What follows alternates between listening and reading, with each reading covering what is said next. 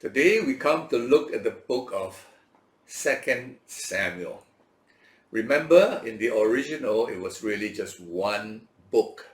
But because it's such a long book, they split it into two parts. Now, let's do a quick review of 1 Samuel. In 1 Samuel, the Israelites rejected God as their king. They said, "We want a king like the other nations." Now, of course, God had been their king all along. They said, "We want a king to fight our wars." And God had been fighting their wars for them.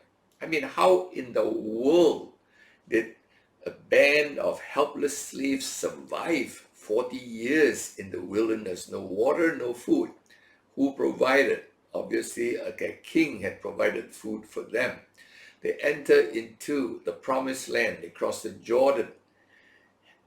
People who don't know how to fight. These were fortified cities, huge fortified cities, 31 of them. And they conquered them one after another. Walls fall down, thunder comes, earthquakes, sun stands still. Who did all that? God, right? So obviously God had fought their wars. But no, they say we want a king like the other nations. In other words, we want someone we can see, someone visible, someone impressive. Not so much effective, but impressive. This is the nature of man, the folly of man. They like to see something impressive. Most political leaders, kings, look very impressive. Actually, they are all paper tigers. Many politicians look so impressive and everybody looks up to them. Idolatry. Nowadays we say we look up to someone, a sports star. We need someone to idolize. It's idolatry, modern form, not in a graven image, but in a person. We all make idols about jobs, we make idols of people, and everything. We like to have something visible we can just spend all our respect to and all our life to serve that thing. Could be a job, could be a house, a home, your dream home, whatever. It's all this idolatry of the various kinds, right? So, God allows them. You want a king like that? We'll give you a king. So he gives them exactly what they yearn for. The tallest guy in town, the tallest king of all the kings. He was like a head, shoulders over everybody else. And this king, called Saul, started very well. I mean, he won wars for them, etc. And then in the second half of 1 Samuel, we see him really coming down. Now from this point, the second half of 1 Samuel, he's not fighting their wars, he's fighting his war. His war against his personal competitor, David. He just felt that I cannot stand anybody competing with me.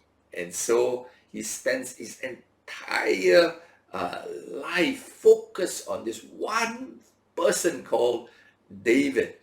And it's quite tiring to read the second half of 1 Samuel because it's just reading endless chasing of a man running here, going to this cave, going to these woods, hiding, pretending to be somebody else. It's tiring. It's almost like watching those cartoons where the bad guy chases the good guy. It's like, if it wasn't a cartoon, if it was a cartoon, it might be bearable. But to have to read all that, it lasted 40 years. Saul was king for 40 years. So 40 years of envy sent him crazy. Literally, he ended up looking for a witch to help him figure out what to do. He couldn't think straight. And he finally committed suicide. So their first attempt to get a king after their own idea of a king failed miserably. But the second half of 1 Samuel shows another king coming up. At the time Saul was going down, another king was coming up, this good guy called David. Well, he was quite amazing. As he was being chased left and right, He never complained. He never murmured against God. In his faith in God never wavered. He just was willing to wait out the promise of God that he would be the next king. He never lifted a finger. He had two clear opportunities to kill Saul, and he didn't do it because he trusted that God would fulfill his promise. He didn't have to hurry it. He didn't have to help God in that sense, right? So amazing start in the end of the second half of 1 Samuel. Another king comes up and whoa, there is so much promise again. It doesn't sound so familiar when we see new leaders come up, new corporate leaders come up, new political leaders come up, new systems come up, everybody. This is the solution to all our problems. All right, that's how it always begins, and then it always comes bang, crashing down. Very sad. All right, so we begin the 2 Samuel. Now let's look at 2 Samuel. We see the reign of David, right? David was 30 years old. Saul had committed suicide in the past book of 1 Samuel. So David is 30 years old, and the Bible tells us he reigned for 40 years too, right? The first three kings of Israel reigned for 40 years. Saul, David, Solomon, all reigned for 40 years. The number 40 is quite significant in biblical numbers. 40 is usually a time of testing. 40 years in the wilderness, for example, 40 days of fasting, when Moses went up to Mount Sinai. So the kings were given 40 years to test whether they got good quality or bad quality, whether they would pass or whether they would fail. So his 40-year reign, the first 7 years of his reign was in the city of Hebron, where he did not reign over all Israel because a large part was still loyal to Saul, right? Saul's son was still alive, Ishbosheth. And so the first 7 years he reigned in Hebron, a city of the the tribe of Judah, of which is David's tribe. Then the next 33 years he reigned over a unified Israel, and that was from the city of Jerusalem. Okay, so he's 30 years old, just as Christ started his public ministry at the age of 30. David started his kingdom as king at the age of 30, and he lasted for 40 years. By far, David is the greatest king that Israel ever had. He brought the borders of Israel to its, I would say, to its biblical boundaries. God had said, this is your land, this promised land. And the rest of the kings had bits of the promise. They never had the faith to claim it all, right? Because God had said, this is your land, it's given to you. Go and possess it. Possess it by faith. Take a step of faith to conquer the land. And David did that. Okay, so basically his kingdom was like the golden age of Israel. Up to today, the Jews are still waiting for a king like David. Though it's quite funny, the king like David we're going to read is not really the king that I would want, all right? But anyway, they don't know any better, so they don't believe that Jesus is the king. So this is they're waiting for a coming king. Now, just for the numbers, when David finally rises up and the kingdom becomes the kingdom that seems to be the kingdom God has promised, it took 1,000 years from the time God told Abraham, walk through this land, right? This is the land I will give you and your descendants. But before that, you have to go into Egypt to await the fullness of the sin of the Amorites. In other words, you don't conquer the land yet, Abraham. First, you're too few. You need to go to Egypt, grow a bit more. But number two, you have no right to conquer them now. Though they're evil at the time of Abraham, Lot, And Sodom, you know how evil the land was already, rampant sex everywhere, men on the street screaming out for anyone to have sex with them, temples full of sex. But God said, not yet, until the fullness of the Amorites, right? So God allowed their wickedness to reach a certain point of no return, so to speak, right? It was 1,000 years from Abraham, the promise given to Abraham, until finally David's kingdom comes up. 1,000 years. Wow, that's a long time, okay? We are now in the year 2000. Imagine back to the year 1000. Who was there? I mean, which kings were there in England, or which Singapore didn't exist, Philippines didn't exist as a nation. I mean, we're talking a long time. So first we understand the character of God. We also understand the time span of God. One day with God is as 1,000 years for us. But for us, it's like, God, why take so long? Why so long, right? Because we live in very short time span as opposed to the God who lives in eternity, all right? So this gives you not only the character of God, but the time span, the time frame that God works in, so to speak, all right? So David became this great king. How did he really become a great king? By conquering the last stronghold in Canaan called Jerusalem. The Jebusites continued to live in the city of Jebus, right? Before it was called Jerusalem, Jebus. And no judge, no Israelite could ever enter the city. It was on this amazing, what we call, location. In the days of the past, a strong fort was not on its walls alone, but on its location. Because, you don't have aeroplanes, you don't have missiles and all that. You have to literally climb up. In Jerusalem, 3 sides of the city of Jerusalem on which it's built, on the mountain on which it is built, 3 sides are steep slopes. So Jebus, or Jerusalem, is built right on this top of this amazing strategic place, and nobody could conquer it. And so they laughed when David was trying to conquer it. He said, even the blind and the lame in Jebus will defend the city. But David, one of his men, found a water tunnel that went into the city. Okay, you can read that in, I think, 2 Samuel chapter 7.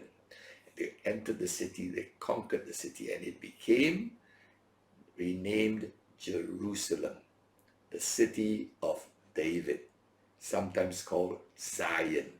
Okay, there are names that more or less mean the same thing. There are subtle differences. Jerusalem. Every time you think salam, shalom. Shalom, peace. If you're Muslim, you say salam, right? Even the name Solomon, all right, Shlomon, is actually all from the word peace. So Jerusalem basically means city of peace. So finally, after 400 years in the promised land, they conquered the last stronghold. Okay, you remember, we understand the promised land is a place where we have the will of God, but still there are strongholds in our lives, sins that we need to conquer to get the peace, the total peace with God. Before that, we have peace, but not total, because some sins keep popping up and troubling our relationship with God. Some sins that we cannot get rid of, right? There are strongholds in our life. Maybe a certain sin we won't let go, a certain pride, a certain ego, certain things in our life that we can give everything up for God except that, right? So Jerusalem speaks of the last stronghold, and when that last stronghold was captured, really the kingdom was at rest. The kingdom was at peace. They were now in the promised land that was given to them, and now they possess the peace that they should have had much, much earlier if they had conquered these strongholds, right?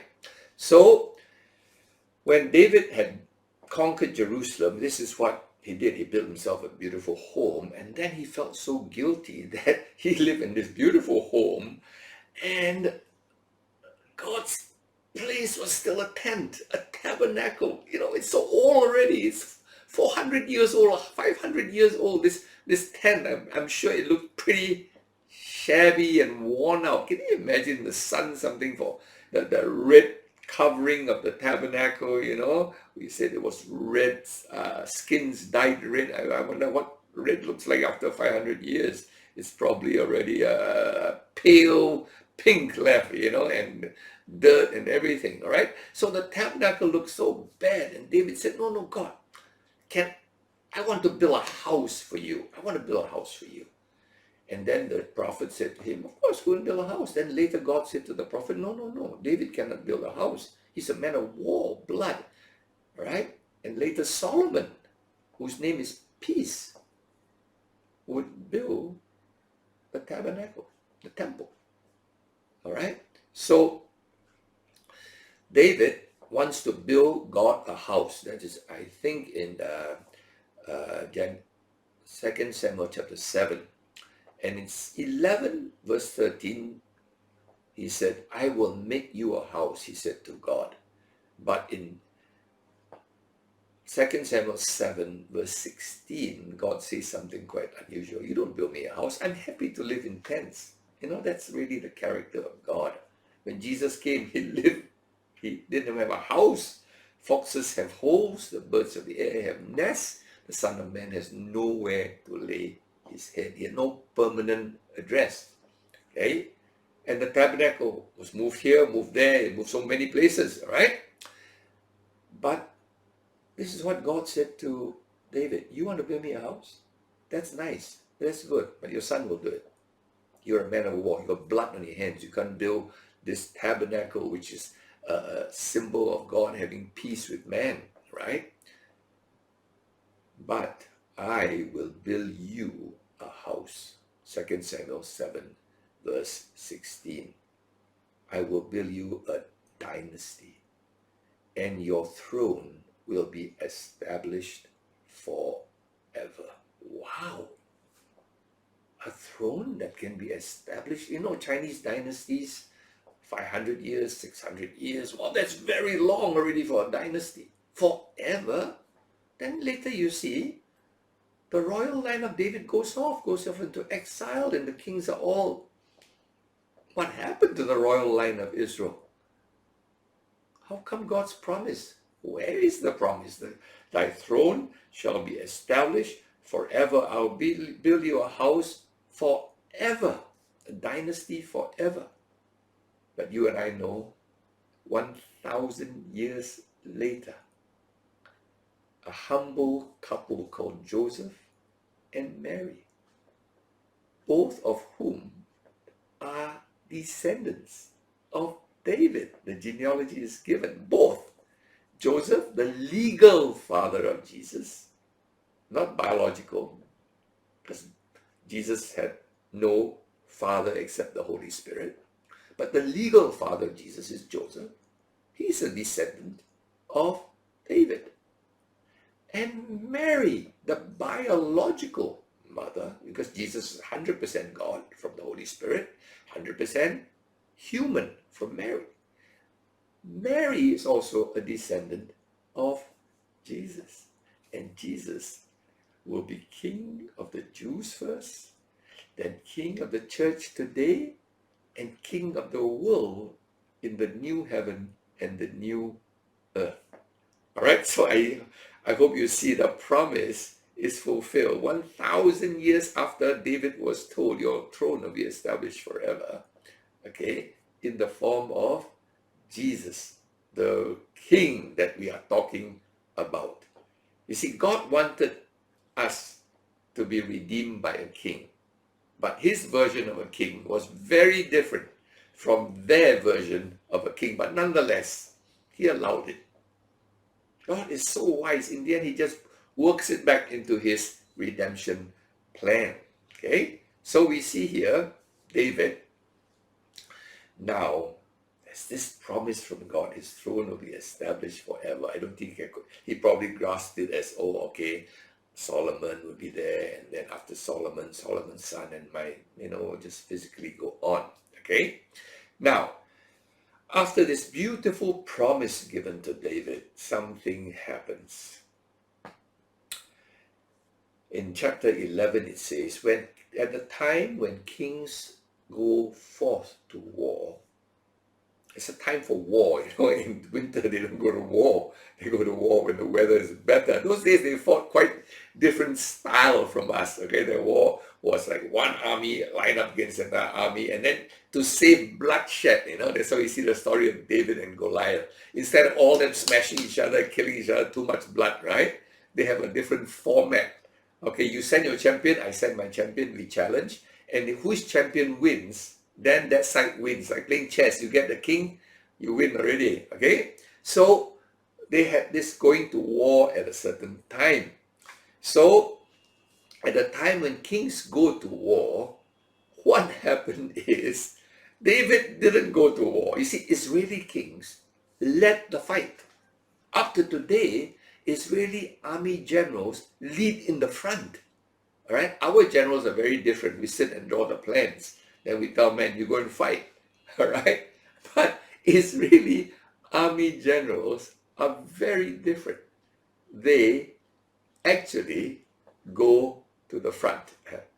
And so the Bible tells us that David didn't go for some reason. He got complacent. He's a big king now. He's got a huge kingdom. Everything seems to be at rest. He sends Joab and his army to go out. He stays home. And when he stays home, when he's out of God's will, he saw a woman, a beautiful woman, taking a bath on the roof. It was quite normal in those days. And from his roof, he could see her. And he lusted after this woman. And then we know the rest of the story. Bathsheba and David, right? In Bathsheba, in the sin with Bathsheba, we see him committing 5 sins at one time. The 10 commandments, there are 10. He committed 5 at one go, right? With this one woman, he covets her. He steals another man's wife. He commits adultery with her. Then he lies, and then he kills this person, Uriah, her husband. Okay? So here we see the downfall of David. After this, one after another of problems. One of his sons rapes a stepsister, one of his daughters, right? And then the brother of this girl who got raped, Absalom, says, no way, I'm going to get revenge. Then he kills his stepbrother, Amnon. And then afterwards, Absalom, I'm just cutting a long story short because we don't need to go through all that. Absalom then, what he does is he rebels against David. And David had to flee like a fugitive. This great king sitting up there, in this mighty great kingdom, the pride of Israel, runs like a fugitive, runs barefoot, head covered, clothes rent, right? And that's the downfall of David, all the way down. One sin. But you see the good part about David when he was confronted. The moment he was confronted by Gad, you are the man that sinned. David said, I have sinned against the Lord. Immediately, unlike Saul who keeps giving excuses, David could have said, well, I was there, and why did she bathe on the rooftop? She knows my roof is higher than her roof. He could have given 100 excuses. He didn't. He confessed his sin straight away, and God forgave him. All that is you can find in the Psalms. David writes a lot of these Psalms that expresses his repentance and the forgiveness, the sweetness of God's forgiveness. Actually, David's more remembered as a psalmist than as a king for us, right? As a king, he's more like a failure. As a psalmist, he's still the top psalmist of the songwriter of the Bible. Now, the last part of this book is very amazing. David is still proud. All people who rise to the top struggle with this thing called pride, and he wanted to count census of his mighty military men. So he ordered a census of his mighty men. And Joab said, don't do it, don't do it. And when David insisted, God punished his pride. You know, God had brought him up from being a shepherd. God had made him king of the greatest kingdom ever that would ever be in Israel. And yet, he forgot. He thought he made himself great. You know, you can't help it when you become wealthy. You think, it must be my smartness that made me wealthy. You know, you just can't help it. You just like to steal the glory from God. So what happens?